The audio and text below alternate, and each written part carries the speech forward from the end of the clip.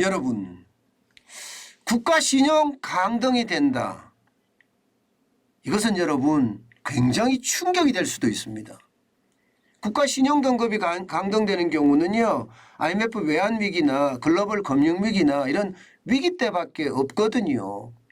그런데 최근에는요, 나라 살림을 보면서 국가 신용이 강등될 수도 있다, 이런 얘기가 솔솔 나옵니다. 물론 윤석열 정부가 내년에는 잘할 거라고 예상을 하지만 현재까지는요, 최악의 수순을 밟아가고 있습니다. 무슨 얘기냐? 여러분 이거 한번 보세요. 2022년이면 올해죠. 올해 관리재정수지 적자 전망치입니다. 여러분 보시다시피 앞에 마이너스가 붙었습니다. 110조 8천억 원이 110조 8천억 원. 어마어마하죠. 110조 8천억 원이 적자가 난다니까요. 여러분, 나라 살림이 110조 8천억 원이 적자가 나면 올해 본 예산이 607조 7천억 원입니다. 607조 7천억 원. 예, 607조 7천억 원인데 110조가 적자가 났다는 것은 지금 나라 살림이 솔직히 엉망이라는 거잖아요. 외국인들이 대한민국을 볼 때 두 가지 강점을 봅니다. 가장 큰 두 가지. 하나가 여러분, 대한민국은 재정이 참 괜찮은 나라예요. 이렇게 보고요. 또 하나는 대한민국은 수출을 참 잘하는 나라. 이 두 가지 보거든요. 예, 그런데 지금 재정이 무너지고 있다는 뜻이 재정이 110조 8천억 원까지 가면 엄청나게 무너진다는 뜻입니다. 예, 구체적으로 한번 보실래요? 여러분 보세요. 2022년 지금 110조 8천억 원 예상하고 있습니다. 그래서 관리재정수지가 GDP 대비 5.1%가 됩니다. 5.1%. 어마어마합니다. 지금 윤석열 정부가 재정 준칙을 만드는 것은 관리재정수지로 3% 이내로 만들고 있죠. 그런데 윤석열 정부가 2022년에 5.1%. 물론 이게 윤석열 정부가 만든 게 아니죠. 예, 이게 문재인 정부가 이렇게 만드는 거죠. 여러분 이거 한번 보세요. 지난 2008년부터 시작을 해서요. 예, 2023년 내년까지 쭉 관리재정 수지를 보면 예, 윤석열 정부가 진짜 앞으로 열심히 해야 된다는 것을 느끼실 거예요. 왜냐하면 예, 문재인 정부에서 완전히 망쳤거든요. 2019년에 54조 4천억 원의 적자, GDP 대비 마이너스 2.8%까지 늘었고요. 2020년 보세요. 그냥 돈 뿌렸어요. 그냥 돈 뿌렸어요. 112조 적자예요. 마이너스 5.8%입니다. 2021년에는 90조 6천억 원 마이너스 4.4%였고요.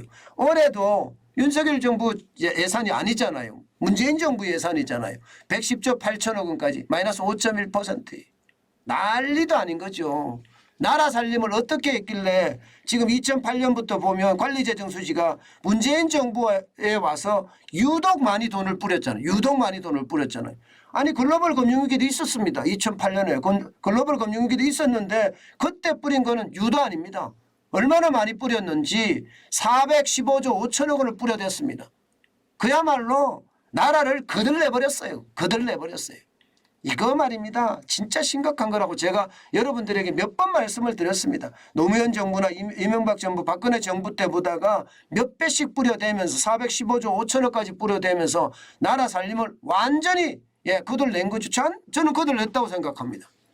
예, 지금 뭐 다른 유튜브들 보니까 거들낸 것이 아니라 위기 때 뿌린 거라고 하는데 그거요. 그냥 이런 표현 쓰겠습니다. 제가 웬만하면 안 쓰는 표현인데 미친 소리, 쉽게 말하면 개소리입니다. 왜냐? 글로벌 금융위기 때 우리 안 뿌렸잖아요. 그렇게 많이 안 뿌렸잖아요. 위기 때.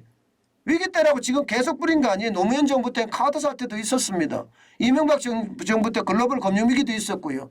박근혜 정부 때 남유럽의 재정위기, 유럽 재정위기도 있었습니다. 그런데 그렇게 안 뿌렸잖아요. 지금 문재인 정부에서 이렇게 뿌린 것은 결국 말입니다. 표 사기 위해서 국민들에게 그냥 마구마구 뿌려댄 거예요. 그러면서도 말입니다. 문재인 정부가 지향했던 거 있죠. 지향했던 게 서민의 정부였잖아요.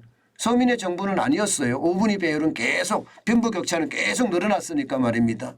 그리고 보면 결국은 다시 새롭게 예, 좌파 정부를 만들려고 했던 거. 그래서 그 돈 국가 예산으로 돈 뿌린 거. 이거 진짜 예, 진짜 단죄해야 합니다. 저는 그렇게 생각해요. 이대로 가면 여러분 안 그래도 국가 부채 때문에 지금 난리 났어요. 지금 국가 부채가 결국 50%가 넘어섰는데요. 예, 2차 추경안까지는 49.7%지만 1차 추경안까지 이건 문재인 정부가 16조 9천억까지 했을 때예요. 50.1%. 1,075조 7천억까지 늘어났습니다. 이렇게 되면 예, 이게 국가 신인도, 국가 신용 등급 당연히 저는 예, 바꿀 수 있다고 생각을 합니다. 지금 3대 예, 신용평가사들도 예의주시하고 있거든요. 피치도 그렇고 S&P도 그렇고 무디스도 그렇습니다. 특히 말입니다. 예, 3대 신용평가기관은요. 국가부채와 가계부채, 기업부채, 부채에 대해서 굉장히 예의주시합니다. 이게 앞으로 개선되지 않는다면 아마 예, 국가 신인도에 악영향 미칠 거예요. 굉장히 크게 미칠 겁니다. 그렇게 미쳤을 때 우리가 감당할 수 있는 체력이 있을까 그게 두렵습니다. 저는 제일 심각하게 생각하는 게 체력이에요. 체력이 안 되면 버티지 못하거든요. 우리의 어떤 기초 체력 자체가 망가졌거든요. 기초 체력이 뭡니까? 잠재 성장률이라는 것도 있어요. 잠재 성장률. 뭐 정부가 보는 일반적인 예, 지표인데 잠재 성장률이라는 게 노동, 그죠? 그다음에 자본, 그다음에 총 요소 생산성인데 어느 하나 좋은 거 없습니다. 노동만 하더라도 예, 생산성도 낮고요. 예, 여기다가 경제 활동 인구도 줄어들고 있습니다. 자본도 마찬가지죠. 자본은 지금 돈 풀어서 돈의 가치가 그만큼 떨어지고 있고요. 국내에 투자하면 바보라고 이야기합니다. 있는 기업도 해외로 들고 나가려고 하는 게 지금 현재예요. 예, 윤석열 정부가 바꾸겠지만 지금은 아직은 그렇습니다. 게다가 총 요소 생산성 뭐 단적으로 기업가 정신. 예, 요즘 기업가 정신 없어요. 기업가 정신이 어디 있습니까? 예. 지금 그만큼 기업가 정신이 떨어졌습니다. 기업하면 적폐몰이해서 그 지난 5년 동안 워낙 때려잡았잖아요. 그러니 뭐 이게 제대로 갈 리가 없지요. 저는 그런 것을 보면서 제발 제대로 된 예, 저는 정책이 필요하다 이런 생각 많이 합니다.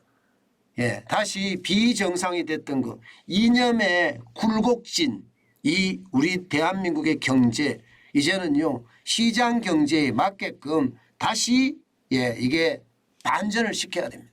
그래야지만이 국가 신용 등급도 다시 회복이 되고 외국인에 대한 신뢰도 국가 신인도라고 하죠. 신인도도 더 예, 늘어나지 않겠느냐 저는 그런 생각합니다. 여러분 가장 중요한 게 자유민주주의와 시장경제입니다. 자유민주주의라는 깃털 하에서 시장경제가 꽃 피울 때 대한민국은 늘 세계 최강이 됐습니다. 저는 그 세계 최강이 다시 한번 될 거라고 믿습니다. 아마도 예, 이게 비정상을 바로잡으면 그렇게 되지 않을까 저는 그렇게 생각합니다.